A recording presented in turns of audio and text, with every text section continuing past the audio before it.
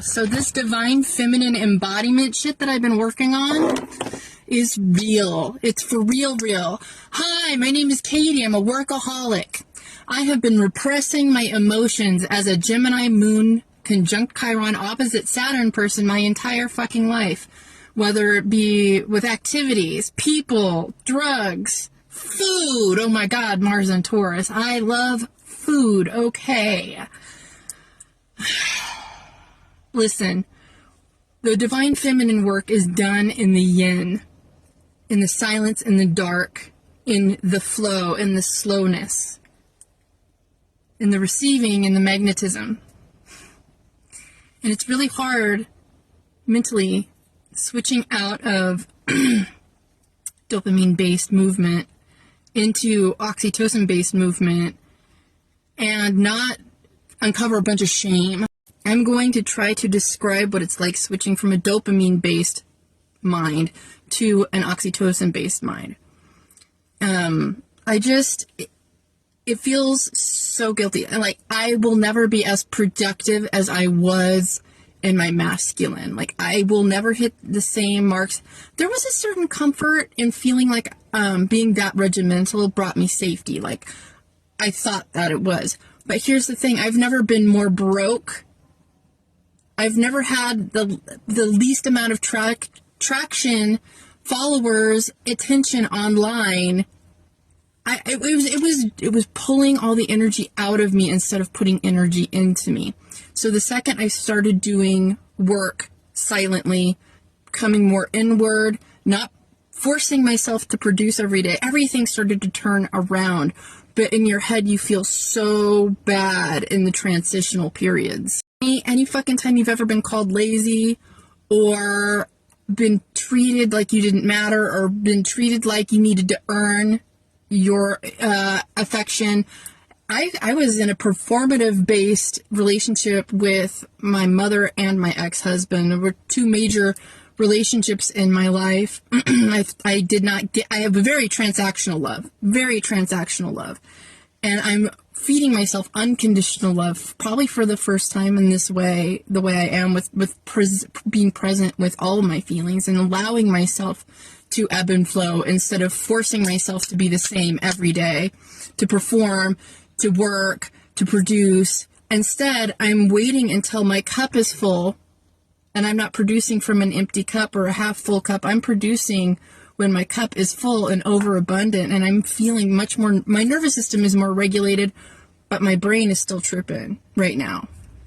I am fully aware this is a transitional period, not transactional, a transitional period, and things will even out, and I will become the most productive I've ever been. I will see why this is internally worth it to work with my physical energy instead of against it. Right now, I'm just giving myself permission to do it, and going through all of these programmings that said I had to do it a different way, that said I had to fit into a certain mold, that said I had to have an energetic dick to put on the table every single time I walked out of the house. You know, I'm not leading with that masculine energy for once, and it is a beautiful and scary feeling. But the more out of control I feel in my masculine, the more in control and secure I feel in my feminine. And the more I see my numbers jump. I'm finally in a stage in my life where nothing is more important than my nervous system. Nothing is worth sacrificing my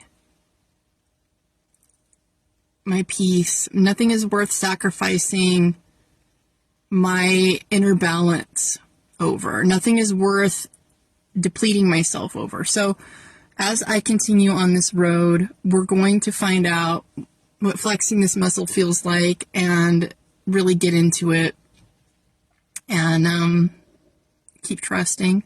But right now, you know, it's especially crazy because of all of the world events and the possibilities and everything that your brain is telling you that you need to be in survival mode. I'm doing it rebelliously.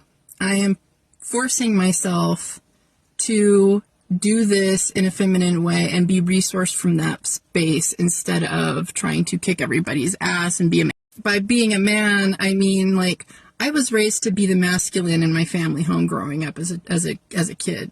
Once my dad left, I was designated the man of the house. And ever since then, it was beat into me that was the only way people would praise me, as if I was in my masculine.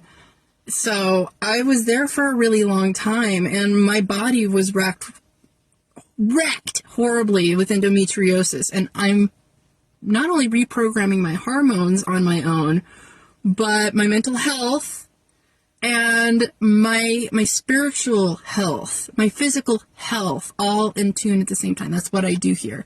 I'm a minister, I'm a tarot reader. I used to do astrology. I still love astrology. But listen, it starts here always. And if I wasn't taking care of myself as a practitioner, then how could I turn around and help people and have real breakthroughs ever? I couldn't. I fucking couldn't.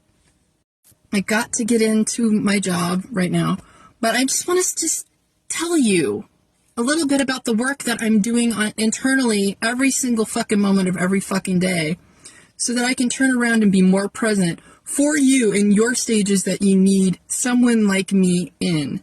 I'm doing the work. We're getting this done in the highest state of love that could possibly come from it. Like, I love you guys. I love myself more.